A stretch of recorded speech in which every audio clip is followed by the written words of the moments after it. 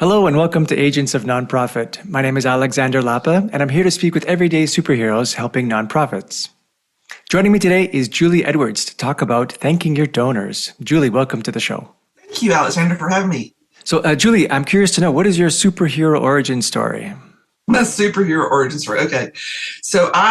My background is actually marketing communications and public relations. And I worked in that field for many, many years, about 25 years. And then in 2010, I entered the nonprofit sector as the director of development and marketing for the local humane society where I live. And it was a new position for them. So they had not had this role before. And I won't go into the detail of why, and so they really didn't have a development program or a marketing program that existed. So I had to build both of those programs from the ground up. And I knew the marketing part, like that was easy for me because I had been doing that for a while. The development part was sort of daunting to me at first, but then I realized that all development is sales. And people may take umbrage with that, but it is, you're selling your mission to your donors, to your supporters. And when I realized it was sales, I was like, well, I can do this because I can do marketing, persuasive marketing, not, traditional, marketing. And so I was like, I can do this. And so I wound up not paying myself on the back, but being very successful at it. I took the organization from probably about $150,000 a year in donations to 1.2 million by the time I left a little over 10 years later. About 4 years in, I became the executive director. And then I left there in 2020 to start my consultancy right in the middle of COVID. I thought that was a good thing to do, I guess. But but I saw such a need in the sector. There's so many, especially like smaller and mid-sized nonprofits that, just don't, everybody in nonprofits wears so many hats and they just don't have the capacity to have, a good development to grow that area. And so, that's one of my passions is helping nonprofits set up a development program, because that's what I did, or take the development program they have and make it better, like, figure out how to make it work the best it can for them in that time and space. Sales. People use, or the first thing that people typically think of when they hear the word sales is like that used car salesman, Yes. sleazy.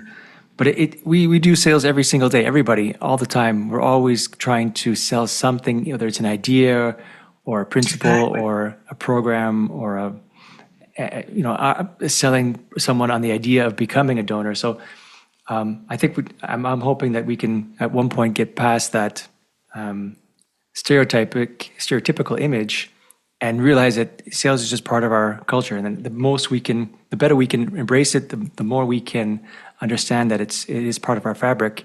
I think it'll help. It'll just And have maybe less we should say resistance. persuasion. You're persuading Yes. people. Maybe that sounds a little better, but yeah, it's, it is what it is. Fundraising is also very scary for people, to ask people for money. So, both of those terms are not ones that people like readily embrace. Like, oh, I don't want to ask people for money. Oh, I don't want to do sales. I'm not good at either one of those things. But, one of my things that I say all the time is nonprofit is a business. Some people don't always treat it like a business, but it is a business. It's a business with a heart, but it's a business. And you have to treat it like a business because that's how you will be most successful. So, yeah. I would add not just persuasion, but ethical persuasion as well. Just make sure Ethical persuasion is painting good. Yes. Thank you. landscape. Cool.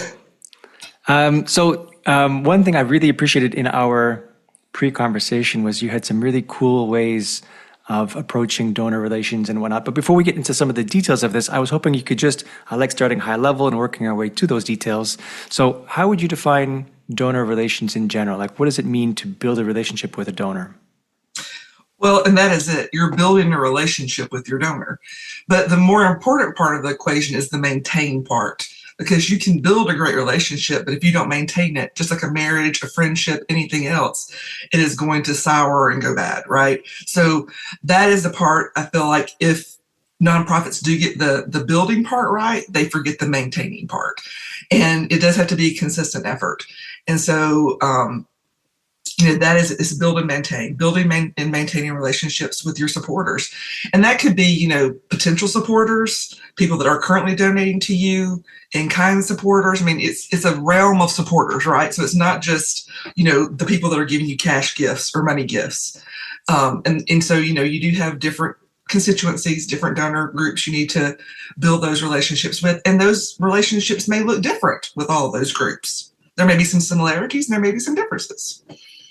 I like the idea of you saying maintaining the relationship. And I remember hearing at one point the way to have a successful marriage is to constantly reaffirm that marriage in some capacity on a day-to-day basis. Like you're deciding to be with that person, not just on the day you get married, but every day afterwards. So I think it's something of that nature can be translated toward donors in the sense of just because they've donated once, it's great. You might thank them once, but it's the idea of, okay, now the next day, whatever, I'm using the quotations for the day, it doesn't need to be a literal day, but it could be the next month or the next year.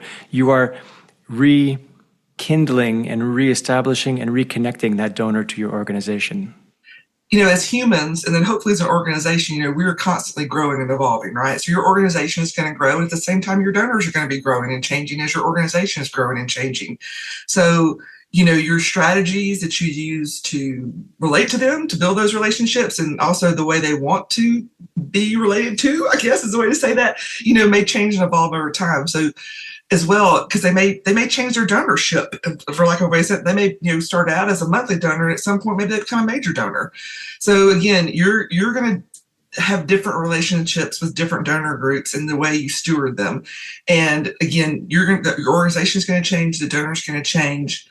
A great way, tangent, but we don't have to go into detail about this, but a great way to gauge that is to have regular donor surveys, like actually survey your donors about what they are interested in about your organization, what they're passionate about, why they give to you, so that you can tweak your communications as needed and your donor relations to make sure that you are giving them what they need to know about your organization to continue to be excited about it and support it. I like the idea of donor surveys for sure. That definitely, I think I would slot into the more building and starting to lead toward maintaining a relationship, because obviously you wouldn't send a survey before they become a donor. Exactly. I'm curious though, there was one question I had before that, because I had my train of thought is, there was, this might seem obvious, but I wanted to really make sure it was clear.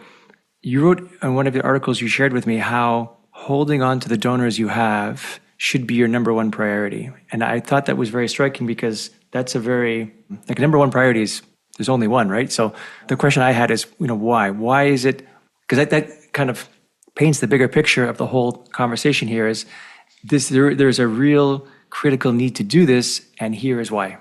So many nonprofits get very caught up in acquisition, right? Like, we need more donors, we need more donors, we need more donors. And acquisition is not easy. I mean, it's a long haul game. It's a long play. It is expensive a lot of times to acquire new donors. It's just, it is a challenge, and it's not the answer though, because if you already have donors that are giving money to you, if you've already won those people over, if they already love your organization and are willing to support it by putting money behind it, then you should be loving on those folks. It's like that old childhood, rhyme about, make new friends, but keep the old, for one is silver and one is gold. Your existing donors are gold. Your acquisition donors are silver, maybe even bronze, but they're already with you. So, I think so many people, as you mentioned earlier, like, people give that first gift, they thank them and they think it's all over. Like, we're done. I don't have to thank you again. And, those people, again, are already in your organization. They already have bought into your mission. They appreciate what you do. So you should, again, another analogy, how they always talk about how it's harder to hire a new hire at a business than it is to keep the employee the good employee you already have. And it's the same thing. It's easier and better to keep the people that are already supporting you and are doing a great job in supporting you than it is to try to go out and find new donors. Okay, so we're going to brush through quickly just the landscape of things. So person donates, you thank them, of course, and we'll get to some of the details of how to do that and some examples. And then would you say that going back to that donor surveys, would that be a good moment to survey them after, or is it usually before the thank you? Like, where do surveys fit into this landscape? I actually wouldn't survey donors till about 6 months to a year in. They need to get to know your organization enough to know enough about why they give, if that makes sense, other than that first brush. Think about, again, this is related back to relationships. When you first meet someone, there's that first crush and you have all those overwhelming feelings and then things sort of level out. But I would give that some time. The more important thing for first-time donors is acknowledging them. I mean, the retention rate for first time donors is abysmal and has continued to be a bit awful for years and years. You know, I think the retention for first time donors is like 20%. But the great news is if you can get them to give a second gift, their percentage to give a third gift goes up 3 times to 60%. So focusing on getting them to give that second gift by stewarding them, thanking them, putting them in a first time donor cycle of appreciation is so critical. Because again, if you have wooed them enough to get them to give you that gift, then make sure you keep that donor and you love up on them so that they will stay with you. I like that expression, woo them. Well, you are wooed. You are. I mean, and I know this sounds so silly, but sometimes the simplest sayings are the most true. Is at a conference. I remember the first conference I went to was in 2017, and the gentleman at the end of the first day talked about donor love, which is donor centricity, which is the first time I'd ever heard that term, and it was like, oh, the light bulbs went off. But he said, "Why do donors give? Because you ask them. Why do they give to you again? Because you thank them." And I mean, it is literally that simple. But you have to ask. And then when they give, after you ask, you have to thank them and thank them appropriately, I should say. So how much time and effort should organizations put into thanking them? Because obviously we're going to get to some of the examples, and I'm looking forward to that part, but we have to pace ourselves here. There are different levels and ways of thanking them. Some require more effort than others. Is there any kind of guideline that you recommend? If it really is important to get from 20% to 60%, because that is a big 3 times shift, if it's really about thanking them, shouldn't you go all into thank yous? Or is there some point in time where the effort outweighs the benefits? There's like a happy medium between the effort and benefit. Well, I mean, first, I always tell the clients that I work with that, you have to look at what you have the capacity for. You have to look at what you have the resources for. Your resources being time, money, and people. So, what time, money, and people do you have? Optimally, you could build out a very robust donor relations plan that could have, lots of different touch points in it. But honestly, this again, surprising statistic, and I don't remember the exact, but still the majority, I think it's like 60% of nonprofits don't thank at all or thank well. So just by thanking them, period, you're sort of ahead of the game. I mean, that is sad to say, but I think, and this is just my opinion, there's an opinion among some nonprofits that people owe them money, like they should give them money because they're out there doing the good work. And that is not true. I mean, again, these people, a lot of people that give to charity are not necessarily the rich people. They're the day-to-day average Joe next door kind of folks who just want to do good in the world. And so, you should appreciate that they're giving you their hard-earned money. But, and without donors, your mission doesn't exist. You don't exist. I mean, you just don't. So that is the core of what. And so if you're putting your focus on what you should be doing to keep your organization alive, absolutely, donor relations needs to be one of those priorities. But again, going back to your question, optimally, or not even optimally, but I think it is not unreasonable to have a monthly touch point minimally. I call them warm donor touches, warm touches, but it doesn't have to be elaborate. That's the thing. It could be like at Valentine's Day, you send them an email that says, "We love you for supporting us." I'm not saying, it could be something that simple with a cute photo. It doesn't have to be elaborate. It doesn't have to be costly. It doesn't have to be anything but warm and authentic and showings that you are thinking about them and that you appreciate their support of your organization. So monthly touch point, that when I hear those words, I think of a monthly newsletter. Is that what you were thinking as well? Nope. I am not thinking a monthly newsletter. That is something entirely different. I mean, it can be part of your donor relations, but I'm talking about something outside of that, which it could be, but it doesn't need to be the only thing, I guess is what I'm saying. I think there needs to be some room for, again, some just very warm, heartfelt, non-businessy kind of communications. And again, that could be a Thanksgiving message. It could be like around holidays, or a St. Patrick's message, like, we're so lucky to have you as our donor.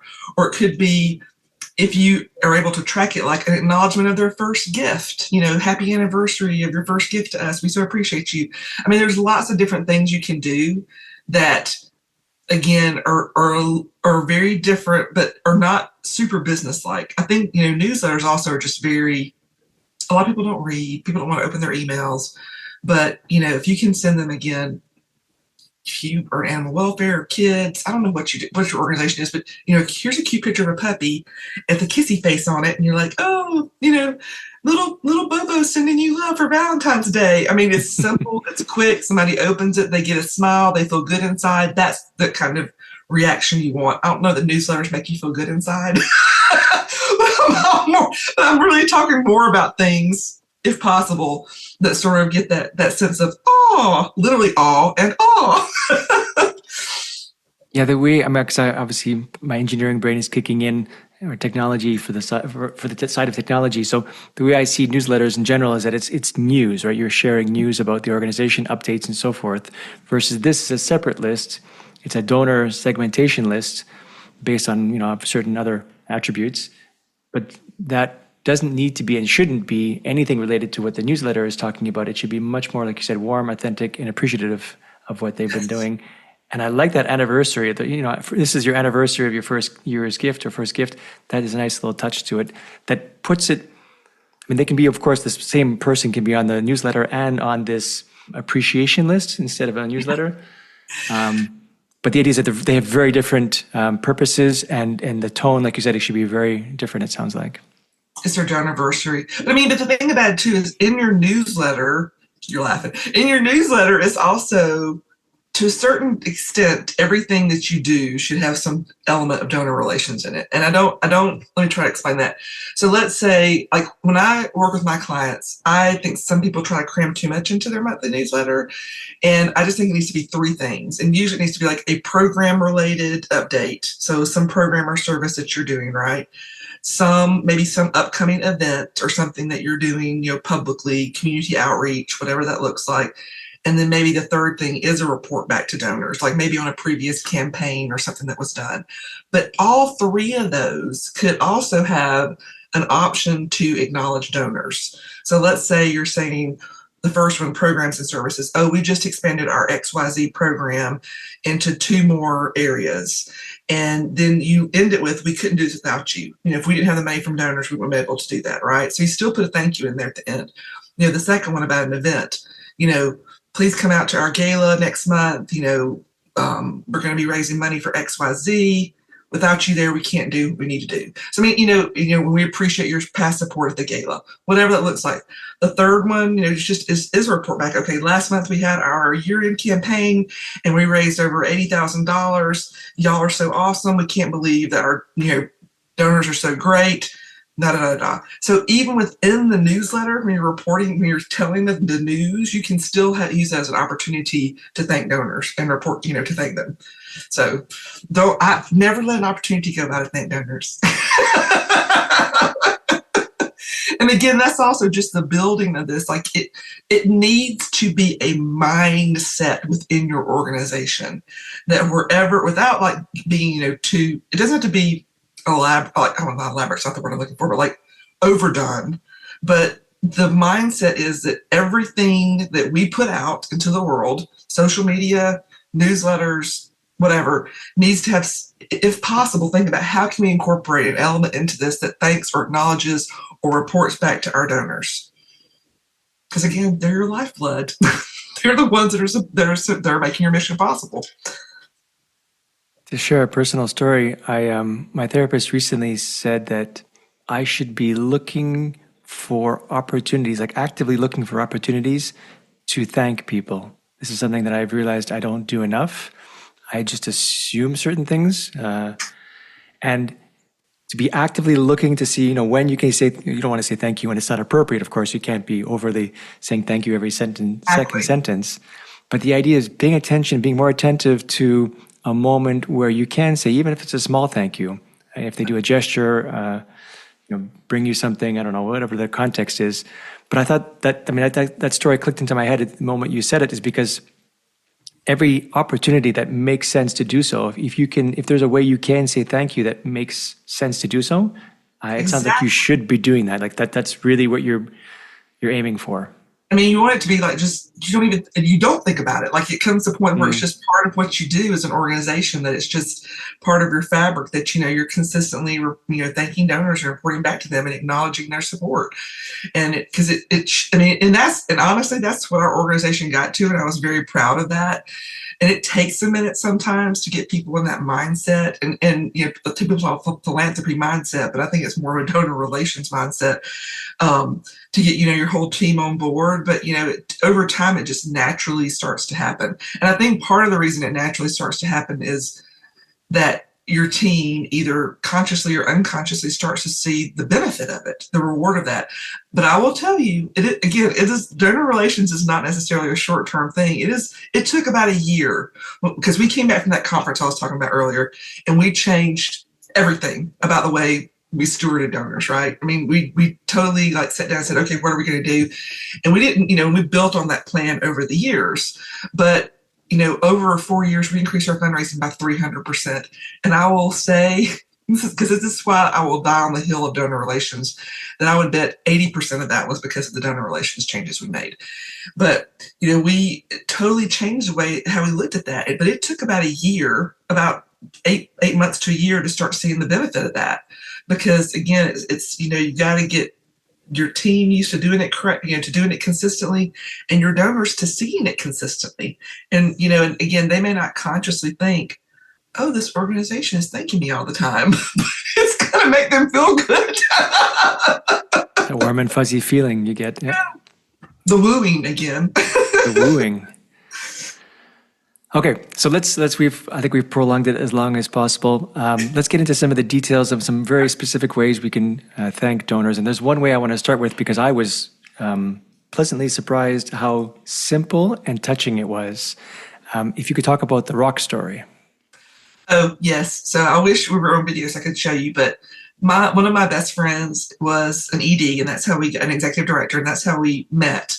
And she was the executive director of a women's and children's transitional homeless shelter. So people that had been homeless and were transitioning to try to find a home. And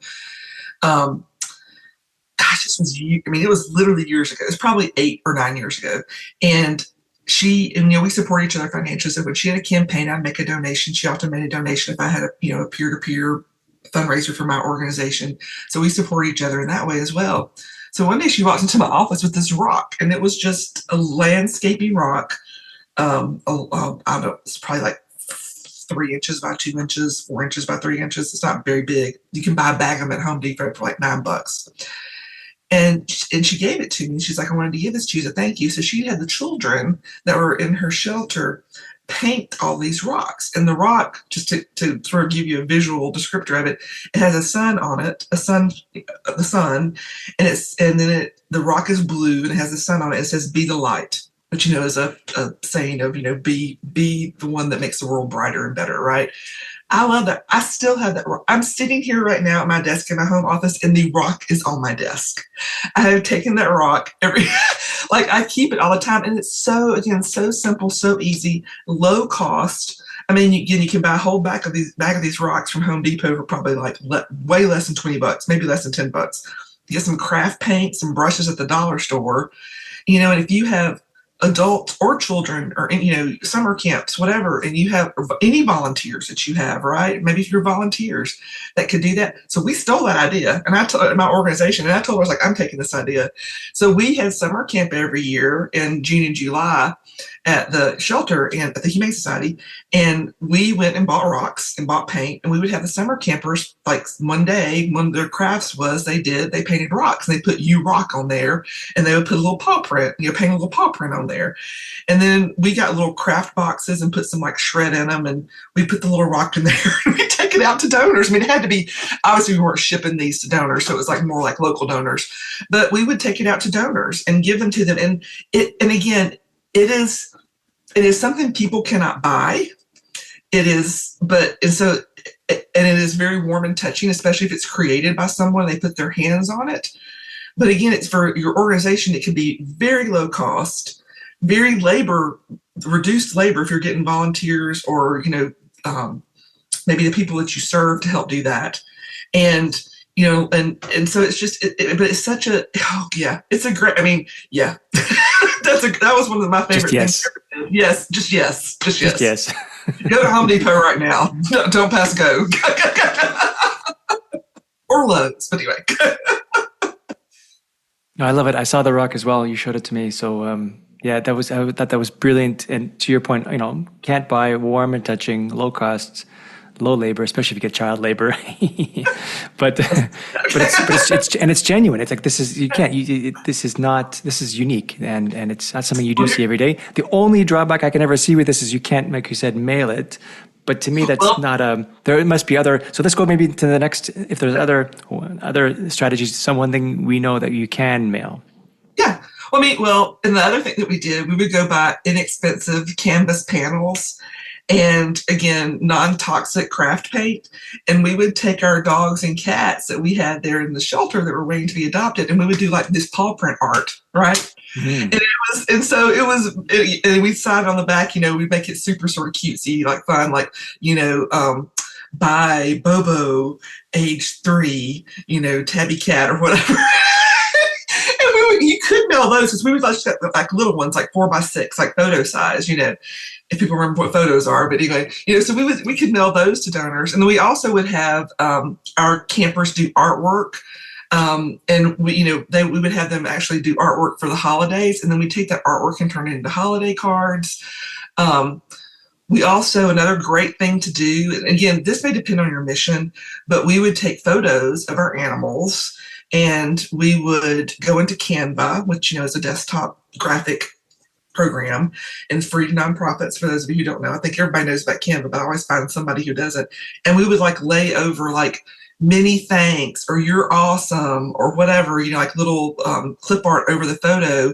And then on the back, we put a very quick short story about that animal. Like this, and then I say Bobo's my default dog, and I don't know why my animal. But like, this is Bobo. He came into us with, 2 broken legs because he'd been hit by a car, but because of you, he's now, waiting to be adopted, and having in da da da da. So it'd be literally like a 2-sentence story about the animal that's on the front. But again, prints are very inexpensive. Photos you can do it on your phone. The prints are very inexpensive, like what, cents on the dollar at Walmart or wherever you choose to get them printed. Canva is free. And the stickers are very low cost, and you can do like multiples of these. So we'd take like 10 photos and do 20 of each, and you'd have them forever. And that's easy to stick into a thank you letter. So you're sending your typical thank you letter, but then in it you're also putting that personal touch of that photo of a particular animal. But that could be anything if it relates to your organization. But there's so many things that people can do. I remember one year at the holidays, I went up to Amazon and I bought these like little tiny brown craft paper or like cardstock stars and trees that had like twine. And I had a volunteer tie the twine on them. So basically they became quote, quote, ornaments. And we, again, on one side, we put a little sticker with our logo, and on the other side, put a little sticker of an animal.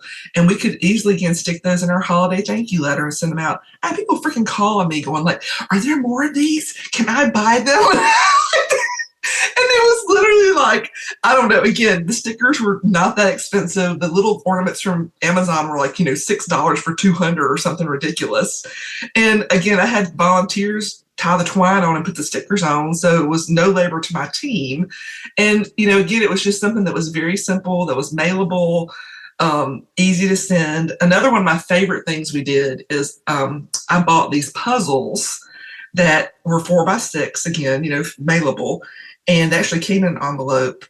And we, my marketing person, like did a design on the, because they could be custom printed, right? Did a design of like these different animals. And the middle puzzle piece said, oh gosh, now I can't remember what it said. It said, thank you for being for being a piece of our story or something like that. But it said something like, thank you for being a piece of our story.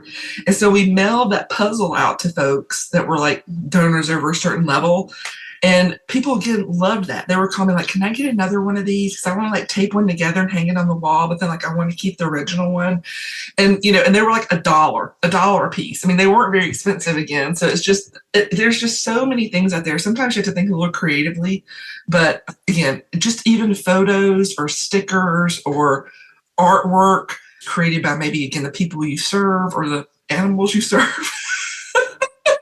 I mean, there's so many things you can do that aren't that expensive, but again are very touching, very warm, and things again that they can't buy. It's not something that it's not something a gift card to Starbucks. You're actually providing something that's like I mean, so few people do that nowadays anyway. I feel like really go that. I mean, I remember when I was young, we would draw letters to my grandmother and handwrite, and people just don't do that stuff anymore. So when they do it, it just seems it seems to stand out, I guess is what I'm trying to say. Absolutely. I love these. These are awesome examples. I'm ready to take notes, of course, as I go along. Anything that you can suggest for seasonal stuff? You mentioned once about Thanksgiving, not Thanksgiving, but Valentine's Day. Anything, do you have any tips for maybe some of the major holidays in the US?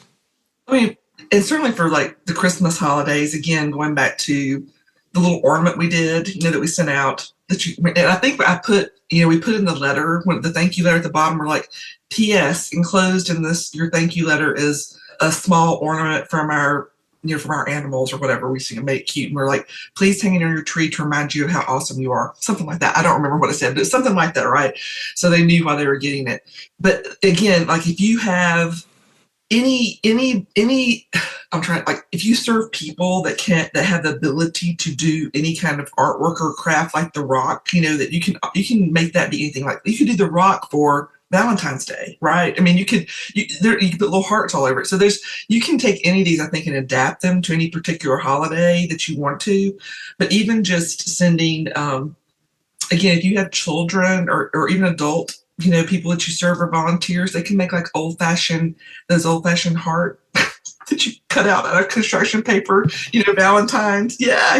They like expand out and stuff. I mean, there's just all kinds of things you can do that or like, for St. Patrick's Day, if you want to send something in a letter, you could do like little shamrocks and just, again, and say, we're so lucky to have you as part of our family. If you don't want to send an email, you could send the email and the little shamrocks in the and the thing. You probably can buy the shamrocks on Amazon because I think you can buy anything on Amazon. But but again, just sort of thinking outside the box a little bit. But I always try to think of like what things would make me go, oh, and if I was doing something and I felt like, oh, then I was like, I know I'm on the right track to doing this. That's the target, eh? The awe part. I love it. And I think it's interesting because it's really a return back to how things were, I don't know, maybe 20 years ago, where like now, back then nothing was digital. Today everything is digital. Nobody sends mail anymore. And it's almost like if we can put ourselves back there, maybe talk to some older people, or I don't know. But the idea is that there is I imagine a well of wealth of information, of knowledge, of ways of doing things that we just used to do in the past that we just stopped doing somewhere along the way that we can just revert to, which makes us stand out in today's world. Well, I don't even think it's necessarily reverting to the old ways so much as it is thinking about the why behind that. Does that make sense? Mm-hmm. So like, when I was drawing a picture with crayons to send to my grandmother, it was because I loved her and I wanted to share this thing with her that I thought would make her happy, right? That I wanted to bring some joy into her life. So it's the same thing. You want to bring, to show your donors that you appreciate them, that bring some joy into their life, make them happy for supporting your organization. So that to me is more, because you can take things and make them quote modern, but still keep the feeling and the intent behind it that makes it be meaningful. So these are awesome ideas. I imagine sometimes it's not so easy to think out of the box. Do you normally recommend like having these workshops or powwows or get-togethers where you're brainstorming sessions? That's the word I'm looking for, where you're thinking about how can we do things? Is it something like an AI, a ChatGPT could help with in terms of ideas? Like how would you foster the creative spirit and process? I love Pinterest. Pinterest is a great place to go for ideas. And again, you may see something that was like meant for a wedding or a baby shower, but you could adapt it to being something, a general idea to something you could thank donors with. So like go on Pinterest and like look at ideas, holiday ideas for, small gifts or whatever. But yes, I love AI. I think AI has to be used with judiciousness. I would not recommend you writing a thank you letter out of AI and taking it verbatim, but you could go to AI. And now the trick about AI is you have to make it as specific as possible. So if you went to AI and said, you know, we have, our majority of our donors are 30 to 50 years old. They're women, and we want to send them a holiday gift that might be meaningful to them. Can you give me 30 suggestions? I just almost want to put that in right now and see what ChatGPT would give me. But you can sometimes get some great stuff out of AI in that way. They can give ideas because they just basically pull all that stuff from wherever it is on the internet or out in the digital world. So yeah, happy to hear that AI can help, because I think it's also a great means of coming up with some original ideas, helping, again, not relying too much on it, but at least instigating and sparking certain ideas that you can then evaluate and extrapolate or evolve is what I'm looking for. Again, searching for my words today. I'm curious then, so in terms of trends, I like talking sometimes about trends. There's this, like you said, with this ability to make sure we keep inspiring the awe target. Are there other trends that you see in the current, like have things changed a lot since COVID or post-COVID? Things that you can see maybe if you could project into the future that you would like to see or would want to try to steer donor relations towards? Any comments on that? Well, I guess my first thought when you said that was, during COVID, a lot of people were at home, they were on the internet, they were, and donations went up, went way up comparatively to the, what it normally is, because people were sort of, I guess, paying attention. That's the way I can think to say that. But then after COVID, when everybody went back to work, they went down again. And in fact, while the amount of donations is fairly consistent, we have seen a decline in the number of donors. So you have less donors giving the same amount of money right now, which to me just tells you that even more that you need to be focusing on donor relations, because if there's fewer donors out there giving money than the ones that you have, you need to be thanking consistently and appropriately, because the pool is, right now we're seeing has been getting a little smaller. That may not be the way it stays, but that is the way it is right now. So again, that just reinforces to me that you need to be doing, the best you can with donor relations, and it needs to be a priority within your organization. Cool. Well, listen, there's been a lot of great information that you've shared. I'm hoping people have additional questions, maybe reach out to you for other ways that you can inspire them. So how can people get in touch with you with follow-up questions? Yeah. So my website is the nonprofit maven, MAVEN.co, not .com, but .co. And you can also find me on LinkedIn under Julie Seymour Edwards, because Julie Edwards is sort of, but yes, I'm on LinkedIn. And either way, you can get to me through my website or through LinkedIn, or you can just email me at julie@thenonprofitmaven.co, again, .co, JULIE. Some people spell my name differently, but it is just JULIE. Awesome. Julie, thank you so much for joining me today. Yeah, thank you. All right, that's it for today. I'm Alexander Lapa, and I hope you join me again in the next Agents of Nonprofit.